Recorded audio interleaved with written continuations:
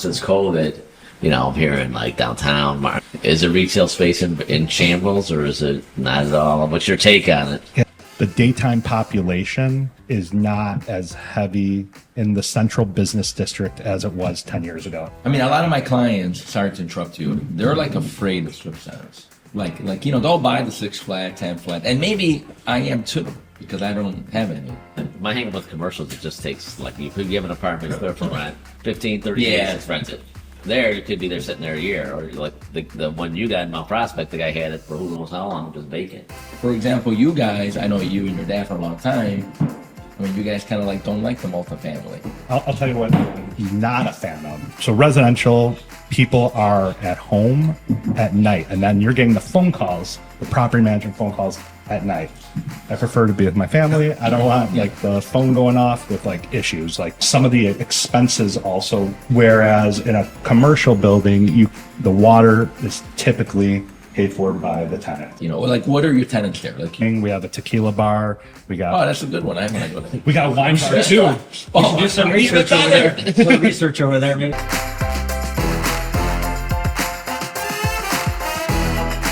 All right, hello everybody. Episode 36 XR Podcast. Today we got special guest, Mr. Chris Demas from Leading Edge Realty Advisors. You're focused on commercial, right? Yes, sir. That's your focus. We got Greg as usual. We got Adam Romani from the office too. So that's it. So Chris, thanks for coming. We were just chatting here. So you just focus mostly on commercial real estate, yes, sir. Right? And so how did you get into commercial? So been around real estate my whole life. My father is a real estate attorney. Learned the ropes there. Went to property accounting for 5 years. Worked for equity office. Did joint venture reporting for like LaSalle Investment Management, Morgan Stanley. Learned a lot. Then I got really bored of it. I'm like, hey, I need to make a change. So I went into property management. Managed two North Riverside Plaza, Sam Zell's building. Cut my teeth there. Did that for 4 years. Then went into asset management for a local not-for-profit called Thresholds. Did that for 3. And then I'm like, I gotta open my own business. I gotta take that chance, gotta take that jump. So opened Leading Edge Realty Advisors, did that about 8 years ago. Do commercial real estate. I also invest in properties, and then I do property management. So I mean, you've been in the space like a long time. Long time, brother. Like, I feel like you're 30? How long you been doing this? Got a lot of gray hairs. 43. God bless. Nice, man. Yes, sir. Nice. A lot of experience. I mean, managing the plaza in downtown, that's crazy. So like, what was the environment like? Is it like very, like, harsh, or was it? That's a good question. Sam Zell had all of his different companies in the building. So like his private equity company is on floor 6 and his residential company is on the 8th floor. So I don't need to stop you, but Sam Zell, just to tell everyone who Sam Zell is if they don't know. What did he own? He owned a lot of real estate. Yeah, like downtown. He had Equity Group Investments, this private equity company. They had a couple properties, throw in equity residential. They're multifamily. Self-made? I'm sorry? Self-made? Is he self-made? I think he's the boss. He's got a couple partners too. But anyway, he's big time. I mean, he's as big as in Chicago. He's as big as it gets. But they got you to today, right? You open your own place. You're kind of like, pretty big in the space. A lot of a commercial. I see you around a lot. Especially in the strip malls, right? This guy is almost like the special. They say like, isn't there like a podcast type guy from New York? I was gonna say he's like strip mall guy from Chicago. He's gonna be the Chicago guy. He is gonna be the Chicago. I'm a mini strip mall guy. Yes. Yes. But that's interesting that you brought that up because a lot of people follow him on Twitter. He's got millions of followers, and Chris, you're pretty much doing what he's doing over there on a smaller scale, but same concept, same theory, right? When it comes to investing. Yeah, I mean, I've done rehab of retail strip centers. I mean, a lot of my clients, sorry to interrupt you, they're like afraid of strip centers. They'll buy the 6 flat, 10 flat, and maybe I am too, because I don't have any. My portfolio is more multifamily. I think it's higher risk, right? It takes more. And, or what's your take? You have to understand the beast. You have to know where your risk factors are. I think aligning with people that have done it and like hire them, I think is very important. You have to know how to navigate mom and pop businesses. I think that's super important. You have to understand the expenses. You have to understand the risks of the deferred capital expenditures. There's so many things that. One of the theories that Strip Mall guy has is that he's more focused and he believes in more in the mom and pop businesses than versus having a big anchor, a corporate tenant there. Because I guess what it sounds like is he's scared that, investing in something just in one tenant and that tenant leaving at one point decimate the whole investment. Do you feel the same way about that? He buys on price per square foot. He wants to add value. He's not buying the tenant that has a high rent and then they leave and then you're like, oh man, I have a lower building valuation. So I think he's a smart buyer. I know brokers that deal with him and his team. They just say they're very good. Is he buying more distressed properties, you feel like? He's just looking for the value add component. Back in 2020 to 2022, you could find relatively good deals. You have to understand where you can increase the rents. Okay. I mean, recently you did a beautiful project. The recent one you told me, I don't know if you wanted how much you want to disclose, but it was pretty nice. Sure. So in Mount Prospect, okay, I bought with a partner in downtown Mount Prospect, okay, fully vacant. We had a seller note on the property, so we put in some equity. Then a seller note is a lot of people don't know what a seller note is. Yeah. So the owner of the property acted as the bank. Seller financing. Seller financing. Yeah. They said, "Here's your rate. Here's what you're paying each month. You're going to give this to me on the first." It's just like dealing with U.S. Bank. Yeah. So he believed I wasn't going to. He felt good. He felt good. Yeah. So we came in, we put 4 new businesses in. We were able to get TIF financing through the village. We got some grant money through the village. We renovated the facade, renovated all the units. Looks beautiful. And how does it work with the TIF money? Because a lot of people don't know about these grants that the government's offering to boost up areas. How'd that work out there? I think if you're investing in retail or industrial or even office buildings, you need to mingle and network with community development members. At that town, at that village. At the town, wherever you're investing, just ask the questions like, are there any grants available so I can beautify this property so we're adding value to the community? Yeah. It's not free money. There are promises you make, right? Yeah. Absolutely. But for instance, I have a building that's in a TIF district and it needs a roof. And one of the things that could be used for the TIF money is improving the roof.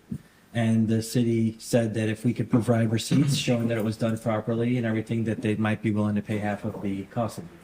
So, which is amazing. Yes, right? it's amazing. It's $50,000. Yes.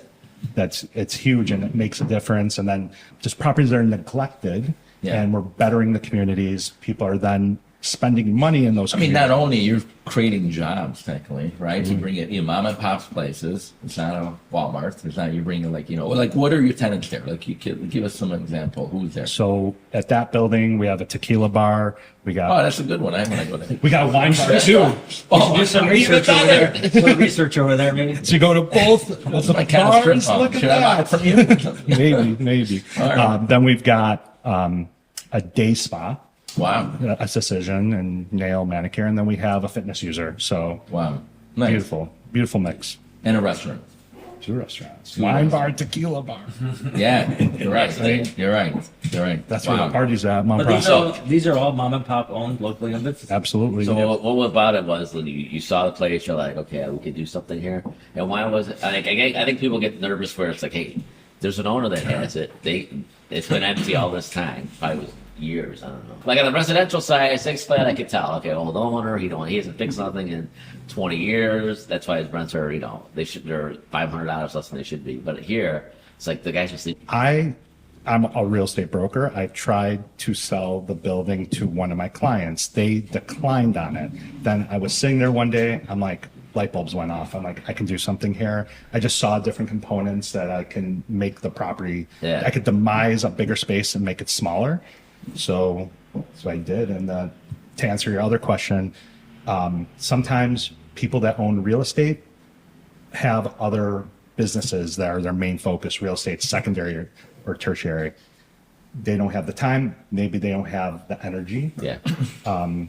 to rehab it themselves. It takes time. It takes effort. Yeah, no, I mean, everything requires work. That's what it comes down to. That's kind They, of, they didn't have it in them. number one requirement. Yeah. And then it's also what makes you happy, right? Not everybody likes real estate. Some people maybe invest in Elon Musk, Tesla, and they start buying that stock or Bitcoin. I don't know. Everybody does their own thing. But for example, you guys, I know you and your dad for a long time. I mean, you guys kind of don't like the multifamily. You're big on strip mall, but then you're not a fan in 6 units or 10 units. Yeah. Because you don't like those kind of tenants, I guess. What is the difference between a residential and a commercial tenant? Well, with residential, I'll tell you what I'm not a fan of. Yeah. So residential, people are at home at night, and then you're getting the phone calls, the property management phone calls at night. I prefer to be with my family. I don't want the phone going off with issues. So that's one thing that I don't get excited for. Some of the expenses also, you could get jammed on insurance or water usage. Yeah, so true. Yeah, So 100%. whereas in a commercial building, the water is typically paid for by the tenant. One other thing I would bring up is my uncle dabs in both. If you have someone who doesn't pay, and you have to, unfortunately break apart, break the lease, break whatever. With commercial, it seems to be a lot more straightforward. Yes, I mean you're going to have issues. You're going to have issues in both commercial or residential. So it's just having a good eviction attorney handle it. Yeah. So the only thing, my hang with commercials, it just takes, you give an apartment, you put it for rent, 15, 30 days, it's rented. There, you could be there sitting there a year, or the one you got in Mount Prospect, the guy had it for who knows how long, just vacant, just bleeding money. I mean, you got to market it right? I mean, he does. Yeah. You're specific on that. So what's the typical turnaround time? Okay, I got a storefront. What should be a realistic say? I need to rent. I'll say this: first and foremost, you have to hustle. You have to cold call. You have to DM users. You have to get in front of prospective tenants. And I'll take even step back. What businesses do I want in the center? Who am I going to target? And then getting in front of those folks. So I'll put in the work and do that. And then when you put the energy out there, you're attracting people, and maybe you don't get that person, but then something else just comes and hits. That's what it's about. So it sounds like commercials more front end work, back end reward, and the residential it's easy to get the tenant, but then you're dealing with the typical stuff on the back end. There's just sometimes operator risk or the tenant risk. I think it's also about teaching people what could go wrong, and hey, call me in an issue, and for example, hey, your HVAC, get it tested, make sure it's working before December, instead of being reactive and fixing problems. So doing proactive work on the property management, I think, is super important. Yeah. Did you verify the zoning and everything before you bought the building to see what kind of tenants you're going to be able to? That's definitely part of your due diligence research. I have a checklist that I use, and you're putting in FOIA requests to understand are there any building violations. I think that's super important. Yeah, I bring that up because I know one guy who bought a building, not through me, but didn't do that. And then when he went to lease it, he found out that pretty much half the people that wanted to lease the space were not zoned to use the space. Wow. So he was capped off on what he could do with it. So it goes back to mingling with community development members or economic development, whoever. It depends on the municipalities, but learning those people, having relationships with those people, I think is important. And having a good advisor. All right. I mean, you did great where you're at because you even have a liquor license. So I mean, you got the right connections, I gotta say. He did his due diligence. He did really good. I mean, your dad been an attorney for over 30 years, so Yeah, he tell you does. something about attorney letters, He's a good resource. Yeah. If I'm ever in a jam, hey Dad, Hey, yeah. we got a problem. Can you help me? I wanted to ask about some of the trending investments that people are looking to on TikTok and social media and stuff. Stuff like Trendy investments. yeah, Where are we yeah. going here? Well, I He's got notes, Adam, today. Look When at I- He's got notes. He's serious. Man, I mean, I go on there to just enjoy my videos, and I get interrupted by these ads. okay. Stuff like flex space or Space, yes, okay. building your own car Even wash, with that- investing in a car wash, Car wash. Right? laundromats, Okay. passive.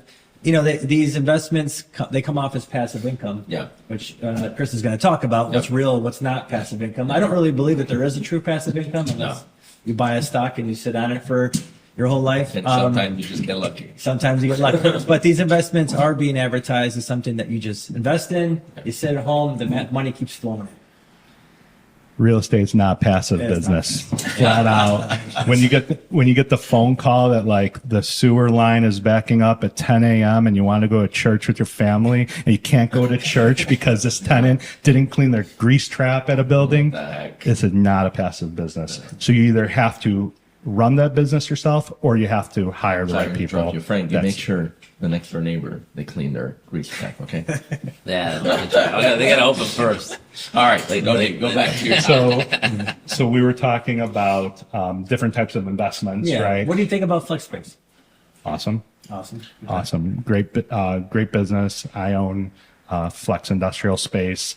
So what is flex space for the people who don't know? So in the front of the space, it's got probably office, simple office, not as cool as this space, but just a simple office, a bathroom, maybe a kitchenette, maybe, probably not though. And it's then in the back, it's industrial, it's open, high ceilings, drive-in door, maybe a dock door. You could add office space, you can make it smaller. Typically, let's call it under 5,000 square feet space, good ceiling height in the And are you room. having multiple tenants there? Yeah, typically multi-tenant, different uses. You can, I've seen wholesale. I've seen the granite guy. I've seen local contractors. Yeah. I've seen fitness studios. And I think it's really interesting because you can take this space, have multiple tenants there, so you're not relying on one tenant if it were to go very vacant, and you're dealing more on a commercial side. And so I'm seeing it all over online. There's people, of course, people are suggesting to build your own space. I don't know if I would suggest that, but maybe taking a space and turning it into a flex space, I think is interesting. I mean, you're not relying on the one tenant, which is amazing because you can get jammed very quickly in commercial real estate if you're Yeah. relying on one tenant. 100%. So having multi-tenant is amazing.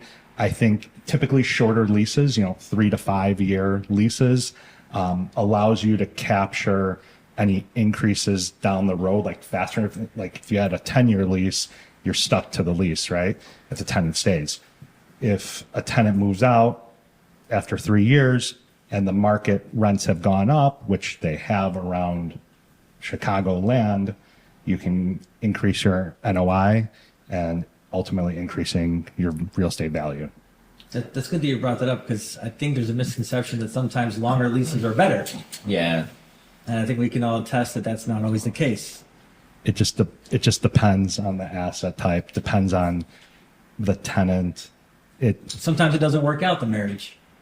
Yes. Well, I think you can devalue your property if it's like a low rate, Yes. and And all of a there's not sudden, all of a sudden, like you're stuck, your hands are tied for 10 years, and you got a lower rate and you can't get out of it.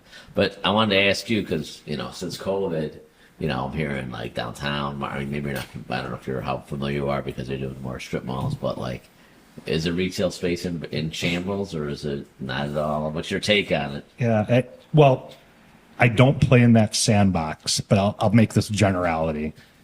The daytime population is not as heavy in the central business district as it was 10 years ago. So where is the daytime population? Probably the suburbs, maybe in the other parts of the city. So I think that retail central business district, not as strong as it was 10 years ago. I mean, that's more like, not that I love Chicago, but I think right now it's because of Chicago, maybe a little bit with crime and Politics. things happening. That's why.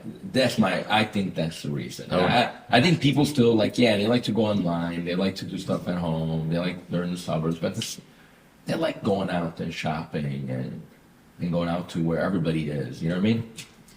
What I mean, is it just because the people don't work down there as much as they used to, or? Well, so like say you had a pizza restaurant and you were open 11 to 3. That was your main business. And there's no more people or less people are working downtown. Is that because they're working from home from COVID? They're working from home. I think it's a mix, right? Some Yeah. companies have left downtown. Correct. So I think it's multiple factors, but that business cannot sustain, and then they ultimately close. Yeah, right. A lot of these places might be converted to residential. We do need the residential space. It's not like we have shortage. I still feel like so I see think- cranes down there Yeah, building. yeah. There's still demand, and people are out there. So I don't think we're going. Hopefully, the politics keep calm and nothing crazy happens. But I think we'll be okay. Yeah, I think now that you're putting apartment use on call it like LaSalle Street, for example, now you're probably going to have a higher daytime population. Exactly. Therefore, a restaurant that's maybe 2,000 to 3,000 square feet can Survive. win. Yeah. Since we're talking about investing, I wanted to slide her over into, real estate versus the S&P 500, and why people are looking to invest in commercial real estate versus keeping their money in the bank. Cool. And go ahead with that. Yeah, I think the real estate investor loves to visually see their asset. They can touch it. They can drive past it. They're ultimately proud of the property. And I don't want to be biased, but yeah, that's me. Yeah. love it, right? You drive by. Yes. No, I'm the same way. Like people are like, actually, it's hard to find good deals. We're talking now, like the last 2 years have been really tough, and everyone's like, just S&P, you get like 15%. I'm like, yeah, I don't understand it. Like you put it in there, it went up, it went down. This guy said this guy. Even Warren It's Buffett, just like, I think Warren Buffett, even one of the biggest investor ever, he says if you don't understand it, don't do it. yeah. So it's like I can't understand. Do what you understand. If Invest in what I'm you just putting understand. money in there, and I'm hoping, well, everyone else told me it goes up. Why? No clue. Because no clue. I know. The president won. This guy came out of the closet and said this. That guy says, "Oh, we had a good sale last year." So and so thinks, he looked. The Christmas trees are down or off because North Carolina floods. So it's like I got to worry about a hurricane. And I mean, the market's everything. down. Yeah, it affects everything. It's like, okay, like, real estate, it's like, oh, here's the rent. This is your bills. Oh, okay, make money. Pretty straightforward. That's my take. Sorry, went on a rant there, but. No, but it's true though. That's the truth is the assets make money and you're able to generate dollars Yeah. every month typically. And then you can reinvest those dollars. If you're in the stock market, to make the profit, you have to sell the asset. So whereas real estate, you're making some money and you're also getting tax benefits. So I think And you have an asset that's growing. Yeah, but even if it doesn't grow, even if it stays the same, you're paying it down. You're paying them down. So it's like buying a stock for $100, right? Yeah. But it's paying you, and even if you sell it for $100 and you didn't make it $1, you made money. The big benefit of real estate too, like to transfer to your kids, right? Or whoever you leave it for. You technically, if they don't, it could transfer tax free until they sell it. there'll be a step up basis. Yeah, step up basis. Which- Yeah, right. Ask And your that's- CPA. Yeah, that's your CPA. We're not giving financial. It's an opinion. But that's good that you brought that up, because what about stuff like cost segregation studies and stuff like that? So cost segregation studies are an amazing tool to depreciate assets faster, typically the first 5 years of holding the property, which then gives you more money to invest later. And depreciation, Greg, you gonna explain that for people, the tax benefits of it? Yeah. So if you're doing that, an example. Let's go back to if you're doing. I mean, it's good. It's great. And let's say you get all the depreciation the first 5 years. But then if you sell at year 7, still, because you're that 30-year depreciation, you put it within the 5 years, you gotta owe Uncle Sam that his money back. You're definitely owing Uncle Right? Sam. But Yeah. I mean, I'm just saying, because You're right. It's always good to look at, everybody talks about the fancy, good, benefit. Don't get me wrong, not you, but I heard it before. But I like to be a little pessimist sometimes. but I can die tomorrow. Yes, that's true. So you're deferring. I would rather defer and live. Yeah, I get it. I get it. I get it. Well, you can And do use that money to do other things. That's true too. It's the same thing with real estate. You You're going to leverage. pay capital gains. You're going to pay capital gains on your profit, but Yeah. what I mean, happens when you sell. you could do. There's other things you could do though. You could do a 1031, roll it into something else, or you could like, hey, it still generates income, but I want the money to move on to something else. You could just cash it out. What's a 1031, Frank?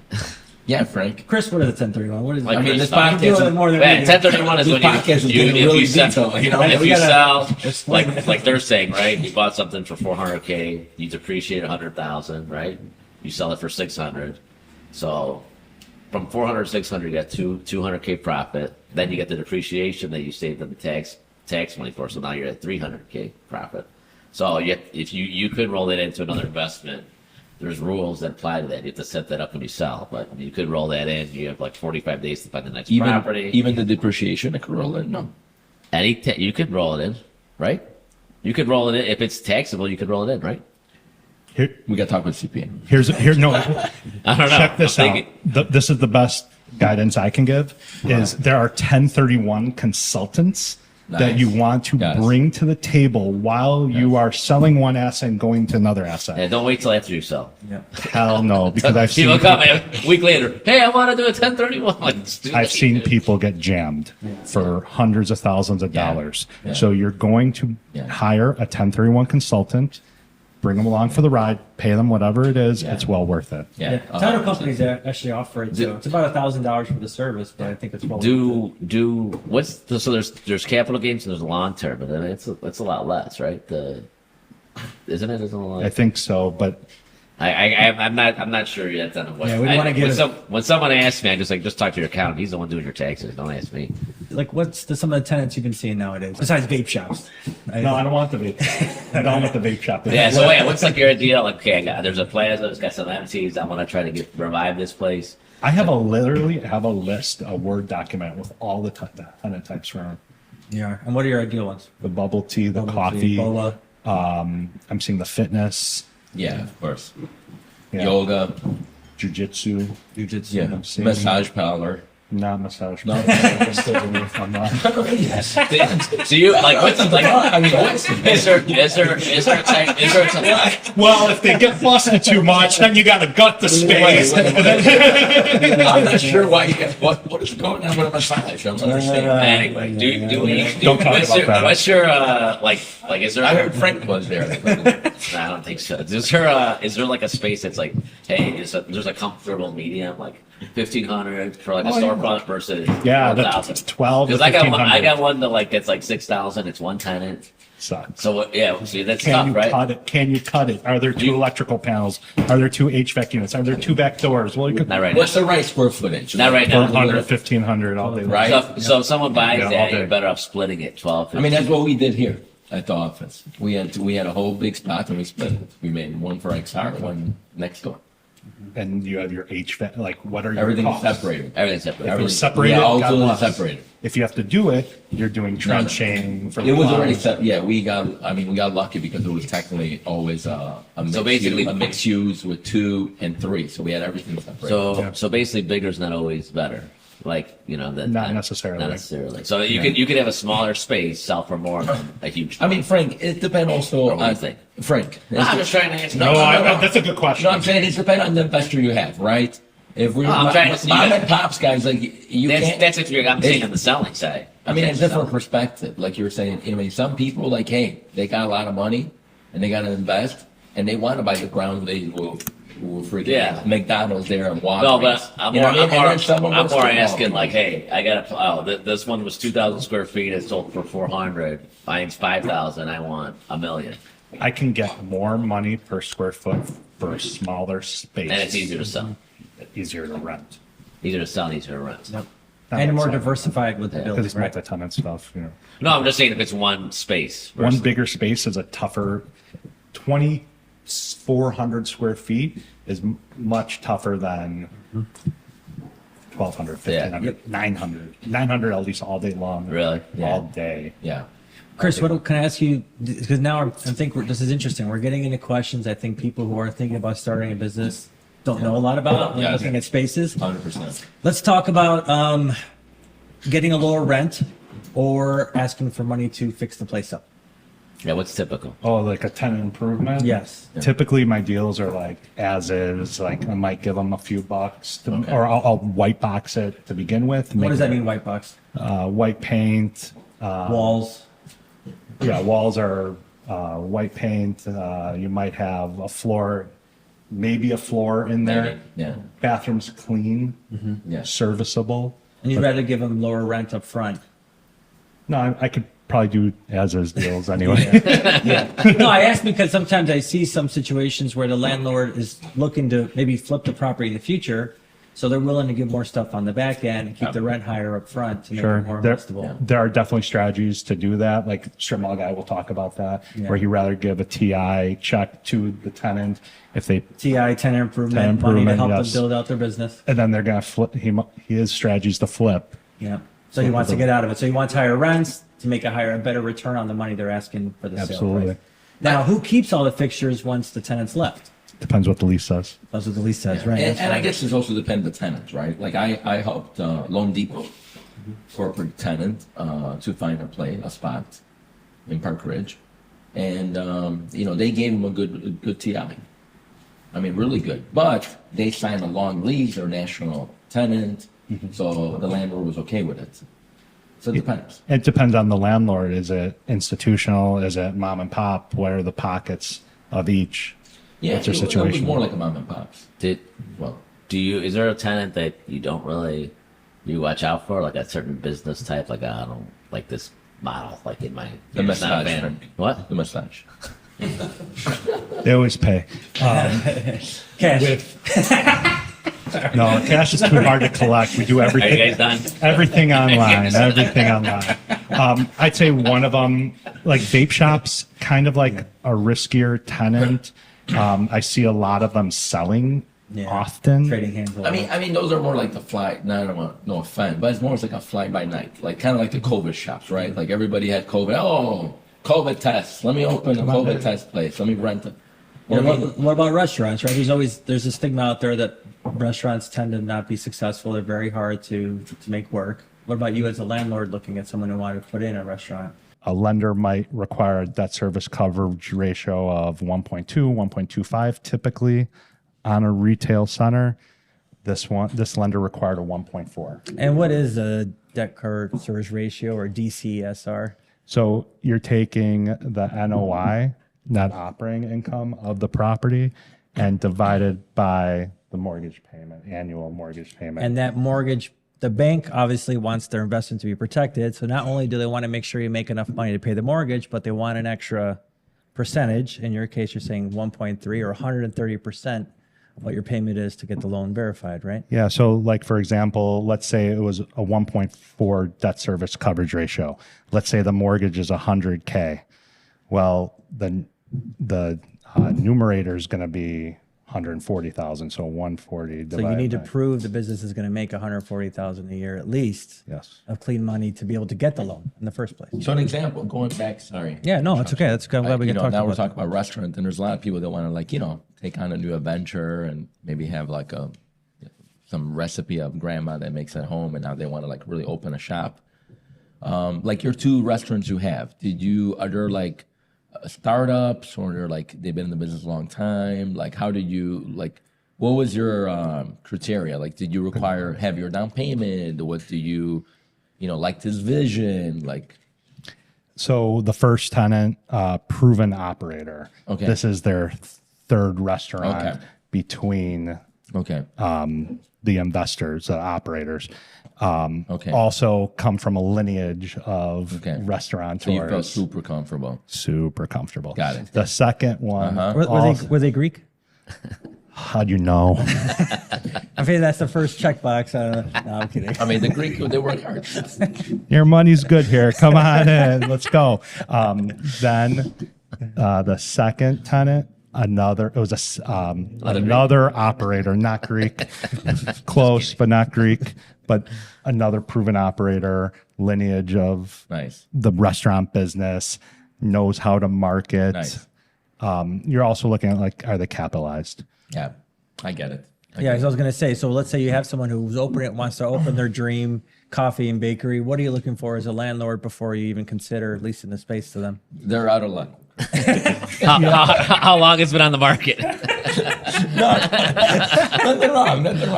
It's been empty for 4 years. Roll with it. What the one thing I do with those types of folks is I refer them to an architect and make sure they understand what the build out cost of the space is. Yes. So, hey, it's going to cost us X, Yeah. maybe 100, maybe 120, 150, whatever it is. You're requiring, of course, all permits, everything. It's like they couldn't have Uncle Julio do it on the side, no? What we're looking for is they have to go get architectural drawings Okay. from a stamped architect Yeah. and engineering drawings. I They need to go in for permit with the Okay. village. I connect them to the village. Yeah. There's so many little nuances, steps. Yeah, of course. They're using at minimum the plumber, the HVAC, the electric, all licensed. Yeah. So where it kind of gets sticky sometimes is like, okay, they got to go out and they probably got to put out some money first, right? So like, do they go like, well, am I going to get it if I do all this stuff, or how do you navigate that? I'm just very candid with people. Like, this is where you're at. Like, do I have anyone else? I'll be straight with them. I don't want anyone to lose. So just cards face up. Like, if it's Yeah. meant to be, let's do it. If not, no worries. I mean, at the end of the day, he's the landlord, Frank. He's Oh, straightforward. I know, but He some tells people are them- like, okay, I'm not going to go spend 10 Some- yeah, grand if you're going to then turn around and tell me no. That's I mean, Which is fair, right? I mean, but it is what it is. You know what I mean? and there's been deals where, you back out if someone takes a month to sign a lease. yeah. Correct. I don't think they're serious. Yeah. And we'll pull the lease. Sorry, like you didn't move fast enough. And there has to be a cadence to business. You have to know the cadence. How long does it take to do things? If the person's out of line, that's where you start questioning. And people don't realize that the relationship is beneficial on both sides. If the landlord doesn't see the business being successful, then it's going to be trouble down the road. And so both the landlord and the tenant want it to be a successful partnership and a successful business. I mean, I talked with one of my guys, one of my tenants this morning, like 7:40 in the morning, just chit chatting about how things are going, and just he's being straight about how his business is, and I tell him how things are going to be as a landlord, and you have to help out where you need to help him get through some tough times, maybe, and then you got to catch up, and they're good. Makes sense. Okay. Absolutely. Yeah, one of the things that seems to be the most desirable space is that size, but a second generation restaurant. What does that mean, a second generation restaurant? I get the phone calls every week. Yeah. Where's your second generation space? I'm like, it's not 2021 anymore. 2021, you have a pick of the litter, but not anymore. So with second generation space, does it have the hood? Does it have the grease trap? Does it have the triple compartment sink? Like, are there components that a business can reuse so they don't have to put the capital up front to put it in? Yeah, so it's been a restaurant before. Someone already did a lot of the hard work, like putting the hood in, which people don't realize. You cut the roof out, you got to put all this expensive equipment in, coolers, freezers, and those you can't take those with you as a tenant. So my guidance to those restaurateurs that might be failing is sell your business. So you have some asset. value. Yeah, some value. Yeah. I'm not saying yourself Somewhat. for the world, but like cut your losses, get some cash, use a business broker to sell that part of the business, and then Which move we on. do here, actually. We do business selling here. I am a business broker. Nice. Right. Yeah, and I've done a couple, and yeah, you're right. And it's tough because it's a tough conversation, because if someone's looking to buy your business, the first thing they're going to want to see is financials, because they're going to have to cover that debt service that you were talking about. If the business isn't profitable, then all you really have is all of the fixtures and all the equipment that's left in there. And this might be your only opportunity to get out of there, because if they leave and they can't take it with them, it defers to the landlord. So then you have to help them move on. And it's tough because a lot of times people invest a bunch of money in a space and they'll be lucky to get, 20, 30 cents on the dollar on their investment.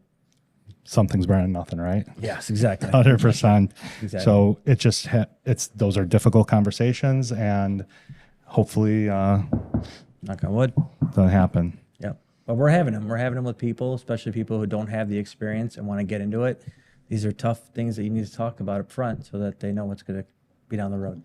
And when we're qualifying tenants, another thing I always talk about it. It's a Tony Robbins quote. Tony Robbins said, "Business is about two things only. It's innovation and marketing." And most of the businesses, I would say 99% of them, there's nothing innovative. That's why we're here. We're doing video. We got market, baby. Exactly right. That's exactly the reason. So feeling those tenants out, Yeah. do they have the capacity? Do they know how to do this? Yeah. Offer them, refer people to help them market their business. But it seems like the reason why you're getting also good tenants and everything, and you're running successful strip mall. Location is important. Absolutely. Is key. That's kind of like it's half of the battle. Yeah, I mean, you want spaces that are buildings that are on heavy traffic streets. Yeah. Demographics. The demographics, understand who's there, what types of businesses are there. If you have vacancy, what can go into that building. Yeah. But you have to understand location, super important. I mean, Starbucks does it, right? Just follow where Starbucks is at. Right? Unless it's like they're doing a CRA reason, but for community reinvestment, but most of Starbucks are pretty strategic. Yeah, it's like, where's Chick-fil-A, where's Starbucks, Yeah. where's the McDonald's? I want to be next to them because They they've do been their homework.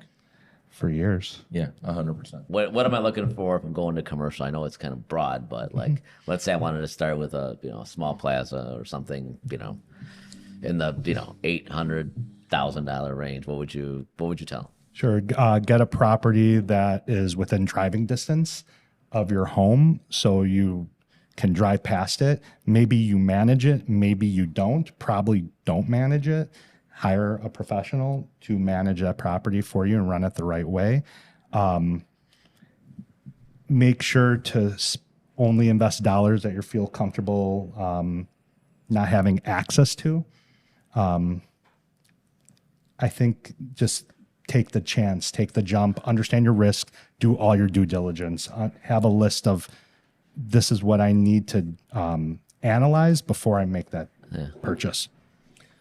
Hey, it's been a good time. That's been great. Yes, thank you. That was a good one. I mean, it was a good one. Yeah, so Chris was- is super knowledgeable. Yes, yes. I appreciate you coming. Yeah, thanks for coming, Chris. At the XR family here and our podcast.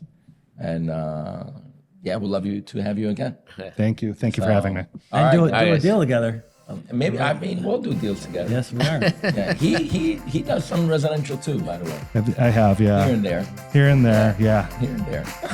All right, guys. All right, I guys. guess episode 36 36? Yep. is done. Ciao, ciao.